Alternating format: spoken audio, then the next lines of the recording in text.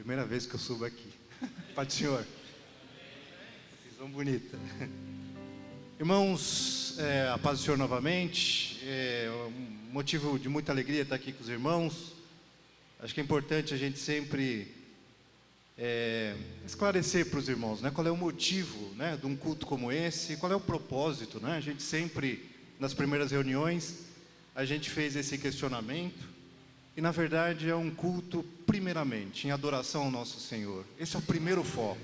Segundo ponto, reflexão, né? Quando a gente começa a imaginar até que ponto eu como cristão estou atuando, ou a minha força, seja ela braçal, financeira, de oração ou de participação direta, está fazendo efeito lá na ponta, né?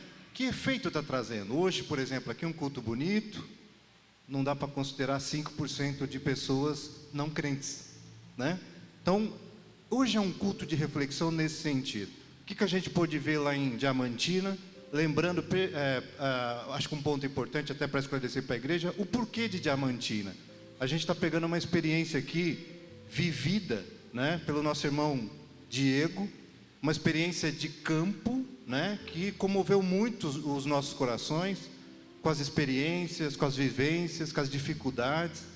E o meu propósito ali, na verdade, não nada mais era do que realmente, pelo menos, sentir um pouco ali. Não porque eu sou missionário itinerante, né? A gente ficou lá, chegou em algum momento no carro com ar-condicionado. Falei, não dá, né? Não tem jeito. Mas assim, o propósito, e aí me fez refletir, e durante essa semana, indo ao trabalho, eu fiquei imaginando, falei, que palavra talvez que eu poderia trazer para a igreja nesse sentido, né? Qual a experiência que eu tive, que eu posso trazer e dividir com os irmãos, que elas sejam uma experiência válida. Porque senão acaba sendo o quê? Um turismo. Nós não estamos aqui para turismo. Uma perda de tempo, né? Experiência que eu pude ver, e assim, o que Deus me trouxe ao coração durante essa semana, foi a questão da pluralidade. Eu acho que isso é importante, essa palavra. Pluralidade, o que seria? A capacidade, o dom, o talento que Deus deu para cada um de nós. Ele deu um talento, cada um de nós temos uma capacidade de fazer algo. Só que Ele também, desde o início, se a gente pegar os 10 mandamentos, o próprio Deus, Ele falando sobre a questão do próximo. Quando a gente vem na mensagem, hoje a gente comentou na escola dominical, claro que o enfoque seria outro, mas a mensagem de João Batista, a gente só traz em mente a questão da raça de víboras, né? Mas aí em segundo, depois é bom os irmãos lerem, as pessoas falaram, poxa, como é que eu faço, né? Já que você está nos apertando tanto. Ele fala, se você tem 2 túnicas, divida uma com seu irmão. Se você tem alimentos em sobra, divida um com seus irmãos. O que a gente viu lá em Adamantina? O problema não era a comida, né? Pelo menos aquela região que a gente foi, uma região até farta, né? Não deu para sentir isso. Mas irmãos, lindo foi essas doações que vocês deram. Foi algo assim impressionante. Imagina uma criança de 6 anos. Eu tive a experiência, vivi lá em Costa Sena. O brilho e a alegria dela vestir um calçado era algo assim que isso não é comum às vezes para a gente aqui, né? Graças a Deus, se você tem a condição de dar um sapato para o seu filho, ter condições de dar uma roupa para o seu filho, amém, agradeça a Deus por isso, mas não se esqueça de uma coisa, há um mandato feito por Deus, que é divida a tua túnica. Se você tem 2, divida uma, né? A gente pôde observar ali outra coisa, por isso que eu falo talento. O próprio Deus, Ele coloca pessoas em cada lugar. Eu não acredito em acaso. Ter irmãos ali, que se a gente for falar assim, vamos lá fazer missões, não, a gente sai lá com uma aula. Tivemos uma aula de missões. A pegada dos irmãos é forte, né? Quando pega um microfone como esse, não fica com essa conversinha, né, pequenininha, xoxa, como eles dizem, né? O irmão vai lá, a pregação dele é direta, é tão direta que até mesmo você fala, olha que renovo que se dá, né? O irmão pega às vezes uma caixinha de som, o pensamento dele, olha como é interessante. A gente foi para uma cidade lá, num vilarejo, vilarejo muito difícil de acesso, muito bonito até de natureza e tal. Mas o irmão falou, ó, vou levar a minha caixa de som. Ele já sabe o que vai fazer. E a gente lá, beleza, vamos colocar aqui e tal. Quando chegou lá, esse irmão fez pelo menos duas inserções de culto ao ar livre, mas culto ao ar livre assim que eu participei quando era jovem, em culto ao ar livre, eu tenho muita saudade disso, assim, da pegada. Eu não era de frente. Às vezes eu tocava ali e tal, mas eu me lembro das pregações, que eram pregações extremamente direcionadas para o ímpio. E esse é o propósito. Você quer ver uma coisa? Aqui em Mateus, ele está falando o seguinte, o próprio Jesus. Os discípulos preocupados com o final dos tempos. Ele falou, tem rumores de guerras, tem isso. Ainda não é o fim. Quando será o fim? Quando todo o evangelho for pregado a toda a criatura. Então, irmãos, está reclamando aí que a coisa está difícil? Quer que Jesus volte logo? Vamos tentar fazer alguma coisa então para que o evangelho chegue a mais pessoas. Importante aqui também é o seguinte, significa que as missões, elas são focadas apenas no Vale de Jequitinhonha? Não, a gente pegou uma oportunidade, é um passo. Né? Temos esse Brasil inteiro com dificuldades, né? com idolatrias, com grandes marcas na sociedade. Essa garotinha mesmo de 6 anos que eu vi, a história com pouca conversa ali, você vê que grandes cicatrizes. Sem pai, foi assassinado o pai, aquela coisa, a mãe totalmente largada, criança de 6 anos. Eu olhei a minha Alice, né, toda fofinha ali, lembrando daquela mocinha. Falei até para a Alice quando cheguei em casa sobre...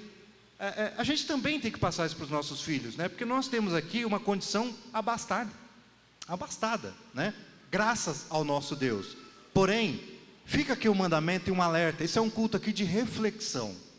Se Deus te deu um talento, e esse talento tem condição de você ajudar a obra ali, faça isso. Aos irmãos que têm empresa, eu tenho feito um compromisso comigo. Quer que a tua empresa tenha sucesso? Eu estou fazendo esse compromisso interno comigo. Tenho grandes dificuldades na minha empresa. Mas o Senhor vai dar a resposta. Se você colocar o propósito, o Senhor vai te dar a resposta. Porque Ele é um Deus de todas as coisas.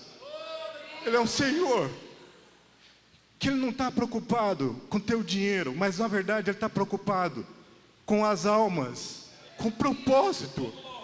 Criou Deus o homem, Ele tinha um propósito na vida do homem, não era para se perder. O pecado não pode sair ganhando, meus irmãos. Ele colocou a gente aqui na terra nesse sentido. Que papel eu tenho para buscar as almas? Eu tenho colocado as minhas coisas em prol da obra. Eu tenho feito um voto com o meu Senhor. Se as coisas derem certo, eu serei fiel e abençoarei o povo que tem a necessidade. Porque esse é papel nosso como cristão. Senão, não faria muito sentido, né? Só engordando. Que papel que eu tenho, que vínculo que eu tenho. Eu gostaria dessa reflexão, de um compromisso. Eu não estou pedindo dinheiro aqui, irmãos. Não é essa a ideia. Os irmãos sabem, isso é uma igreja abençoada aqui, né? Mas às vezes os nossos pedidos são frágeis. A gente está pedindo, Senhor, me abençoa, né? É um Deus, se você começar a ler Deuteronômio, ele fala uma coisa, fala, olha, siga os meus caminhos, obedeça os meus mandamentos. Sabe o que eu vou fazer com você? Eu vou te abençoar, prosperidade eu te dou, e dá mesmo. É um Deus de todas as coisas, um Deus de Jó. Quando você pega Jó, quão abastado era Jó, teve aquele problema para mostrar que Deus não é Deus só dos recursos, né, que o homem acha que é a riqueza. Não, ele tem interesse muito maior no ser humano. Mas Jó teve aquela dificuldade, mas o próprio Deus depois recompensou, porque o nosso Deus não é Deus simplesmente de que se ache graça nas pessoas que têm dificuldades e tal. Ele é um Deus de misericórdia, um Deus que traz a prosperidade na vida desde que a gente tenha um propósito. Então, gostaria de pedir aqui, eu estou aqui apenas um ajudante, não tenho experiência também, tenho meu pai com uma vivência muito bacana no campo missionário mesmo, de pregação e tudo.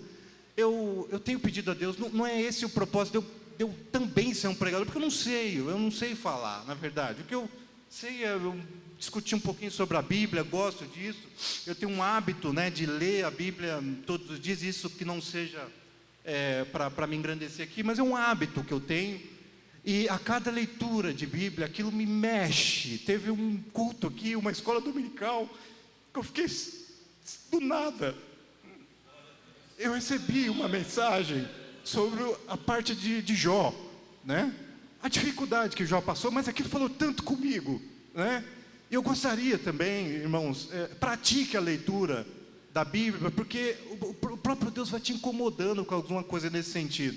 A minha ida para lá, eu vi assim, um campo extremamente aquecido, né? Um campo, os pastores, os missionários ali, todo mundo com gás, com uma vontade, né, de fazer as coisas. As dificuldades, sim, falta de recurso, falta do dinheiro, mas as coisas estão acontecendo, mesmo da dificuldade, porque eu tenho um Deus que Ele abre as portas, Ele vai fazer, não tem jeito. Então, se eu não for, outro vai, entendeu? Então, eu gostaria, o meu propósito aqui, desculpe se eu fugir o protocolo, abra o teu coração, a tua carteira também, ajude a gente nesse sentido. E o propósito, nesse primeiro momento, o que eu posso fazer de recurso? Não é para ficar aqui fazendo coisa com dinheiro dos irmãos. Não, direcionar para onde tem maior necessidade, que é a obra lá na ponta, né? A gente participou desse culto em Costa Sena, irmãos. Metade era de pessoas que vieram ali atrás dos donativos ali, né? Só que a mensagem foi dada, foi bem direcionada. Depois o pastor deve ter alguns vídeos aqui, o pastor falando que teve gente que aceitou Jesus ali depois. Amém! Amém por isso. Então, meus irmãos, tem vontade de contribuir? Contribua. Irmãos, eu não tenho dinheiro, não tenho condições. Aquela túnica que está lá, traga para a gente, né? Aquele aparelho de som. Eu estava vendo até a questão de ventiladores, um tapete, uma caixa de som. Tudo é válido, tudo é importante, porque isso potencializa a pregação do Evangelho, né?